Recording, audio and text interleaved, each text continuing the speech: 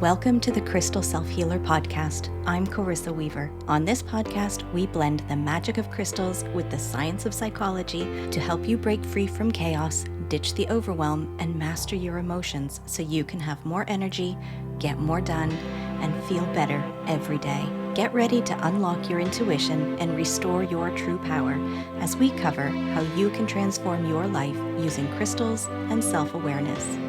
Are you ready to get started? All right, let's go.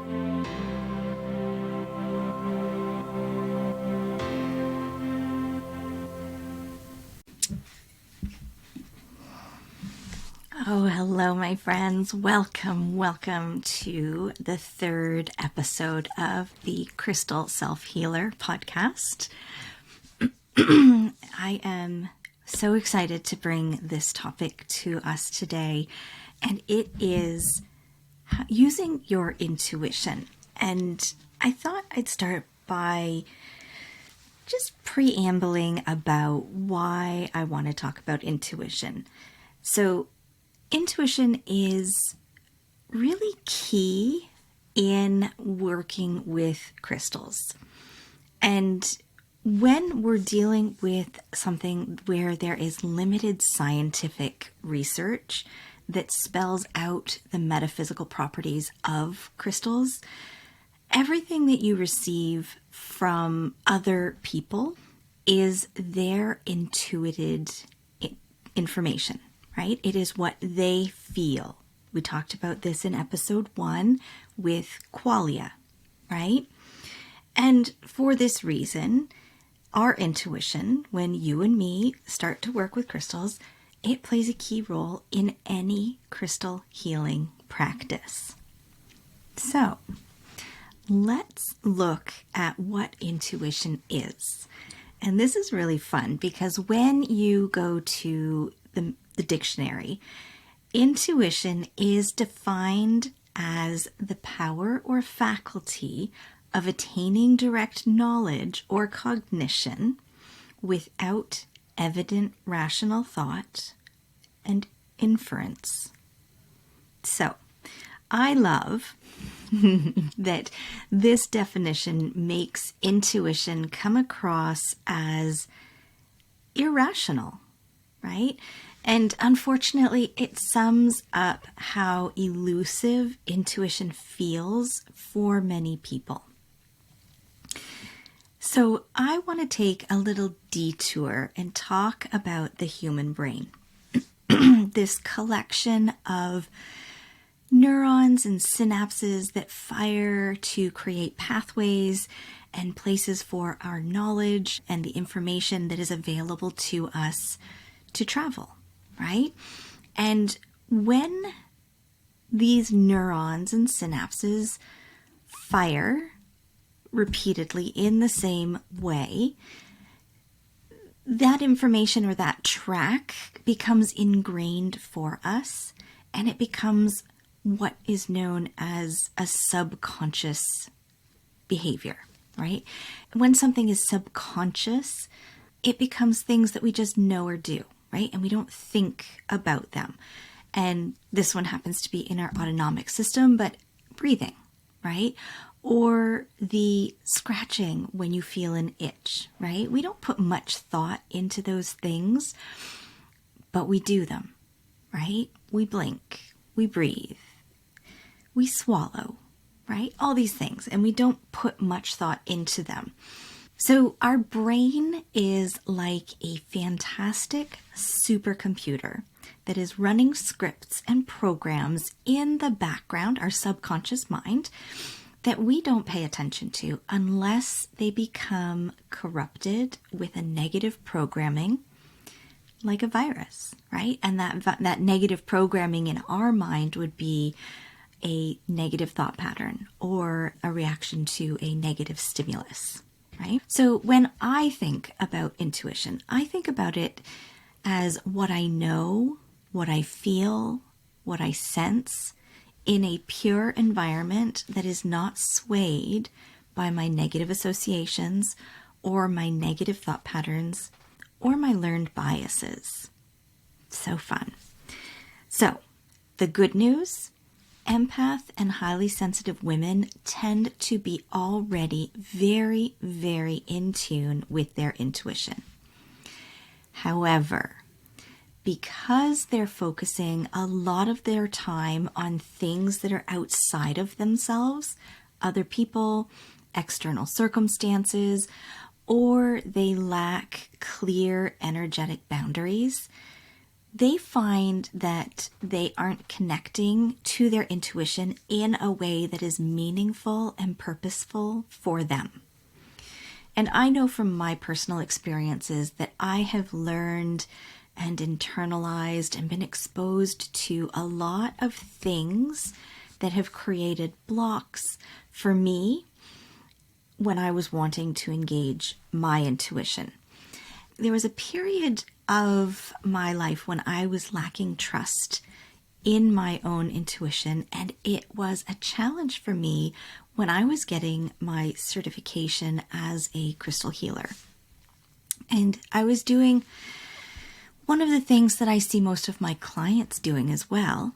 I was so up in my head, thinking and looking for validation from outside of me, from my teachers, from the books we were assigned to read, or other seasoned professionals that I came across in my learning journeys, that I was talking myself out of what I was trying to do, right? So similar to when you pick a crystal because that's the one you're drawn to, and then you go and look on the internet and you find 15 other recommendations, and then you start talking to yourself about, well, I must have picked the wrong one, right? So every crystal selection would become this internal dialogue that for me would spiral into confusion.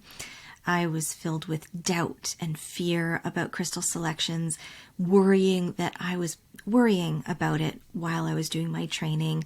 And I was unaware how I had internalized the one right answer mentality, and that I was applying that to my practice, and that I wasn't letting myself register my own intuitive hits.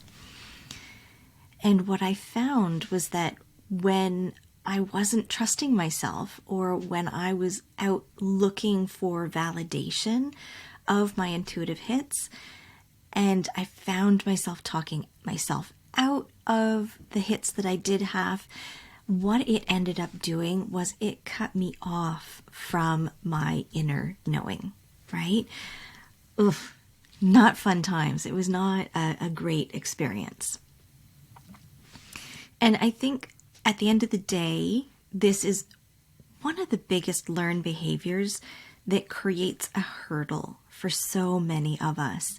That we've grown up in an educational structure that focuses on one right answer, doesn't always embrace alternative ways of reaching an end result, and we end up not giving ourselves permission to have our own beliefs, to have our own values, our own desires that could conflict or contradict with others or from what we've been taught, right?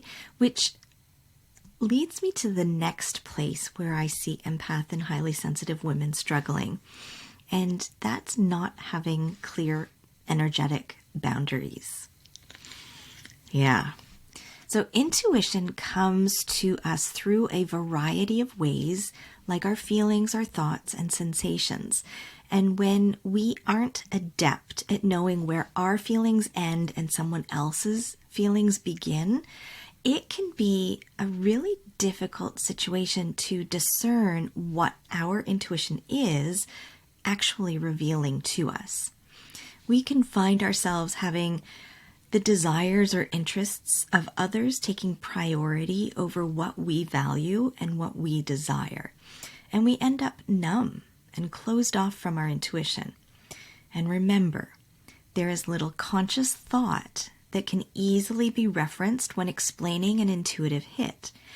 And when someone outside of us maybe challenges us as an empath and an HSP, we often are going to back down or turn away from what we know to be true, what we know deep down in our bones to be true. Now, there are always ways like using pendulums or muscle testing that we could use to verify and validate the intuitive hit, but these techniques don't remove the need to have clean and clear energetic boundaries between you and other people. And the other place I find my clients struggling is in their desire to please others. And because of that, they end up having a difficult time standing firm in their knowledge or in a message that is hard for them to quantify or explain. And it can make it hard to make sense of the intuitive hits if you are constantly questioning yourself and unsure of what is yours or someone else's energy. And this happens to be a double-edged sword for empath and highly sensitive women. Our superpower is being able to experience and understand other people's emotions, sometimes before they even know what's going on for themselves. And so by us having clear boundaries, it's not about shutting out the skill or blocking the ability to experience another person's energy. It's about knowing what you're tapping into isn't being muddied or muddled by an external experience. So let's take a minute and talk about what intuition feels like. And I've already commented that it comes to us through different ways, right? Feelings, thoughts, sensations. So it's not always experienced in the same way for everyone. And each one of us has usually one clair sense that is prominent for us. And it could be inner knowing or certainty, a realization of alignment with our core values, a state of ease and flow, or repeating signs and symbols that we see in and around ourselves during our daily lives, or we start noticing synchronicities in our life. And it's not an exhaustive list. There are more ways, but those are some of the most frequently experienced ones. And depending on how you discern energy, you may experience one or more of these sensations. Inside Crystal Self Healer, there is an entire lesson that helps you figure out your clair, the one that you experience or tend to gravitate towards. There is something to be said about being open and receptive to all of the methods as you develop and strengthen your intuition, because you may find that in certain circumstances you receive intuition one way and other circumstances you receive it in another. So what I found helped me really connect back into my intuition and being able to receive my intuitive hits and to be able to trust my intuition was by having a really strong self-awareness and a knowledge of me. So starting to understand how I receive my intuitive hits. And again, it's not always the same way in each situation. And I had to learn the distinctions between doing something to get one hit versus something to get another. I also needed a full awareness of my thoughts and my feelings and of knowing how to discern between what I have learned and internalized through my experiences and upbringing from what resonates with me as my truth. Being able to ensure that my thoughts were free from unconscious programming or not riddled with doubts and fears was a really important step. A good way for us to counteract being too up in our head or too consumed with looking for information or the thoughts that are going through our minds and searching for validation is to have a way of grounding ourselves. And whether that's from working with any of the grounding crystals like smoky quartz, or whether you couple the crystal work with a meditation practice or breathing techniques, when you have a way to block out and neutralize the things that are outside of you, it becomes so much easier to acknowledge your intuitive hits. And to clear out the noise from outside of you, you could cleanse your energy field, also known as your aura, with selenite or satin spar. And selenite happens to be a really wonderful crystal to aid in higher connection.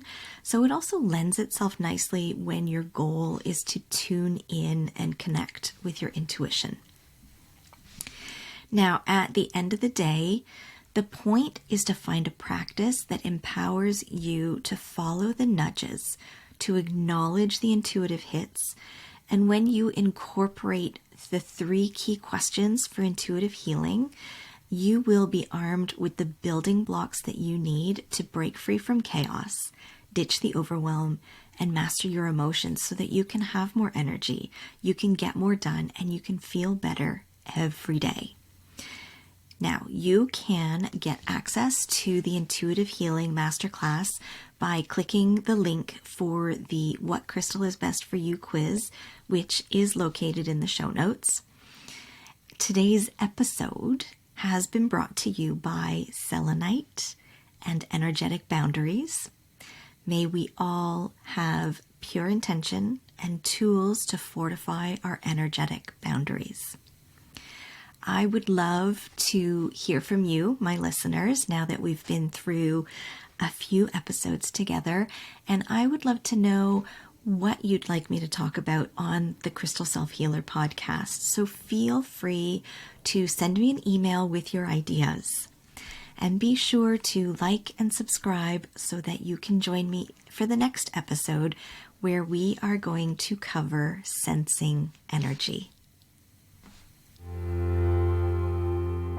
All right, my friends, that wraps up this week's episode. Thank you for joining me here today on the Crystal Self Healer podcast. If you haven't already, hit subscribe, leave a review, and take the What Crystal is Best for You quiz linked in the show notes. Join me again next week as we continue to demystify crystals, how your brain works, and how you can use them so you can have more energy, get more done, and feel better every day.